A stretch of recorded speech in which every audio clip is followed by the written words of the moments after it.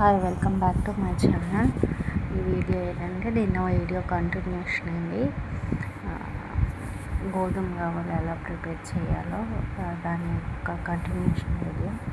ఇందులో బొంబాయి రవ్వ వేసుకొని మొత్తం మనం ముందు చెప్పిన ఇంగ్రీడియంట్స్ అన్నిటిని కలుపుకున్న తర్వాత మనకి చపాతీ పిండిలో కాకుండా ఇంకా మెత్తగా కొంచెం కలుపుకోవాలండి.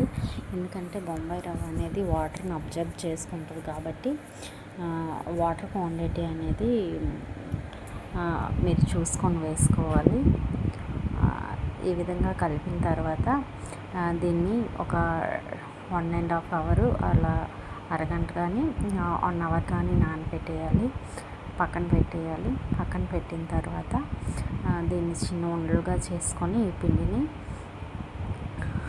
మనకు బెల్లం కావాలి చేస్తున్న పీట ఉంటే పీట, లేకపోతే ఒక కొత్త దువ్వెన తీసుకొని దాని మీద మనం షేప్ అనేది చేసుకోవాలండి.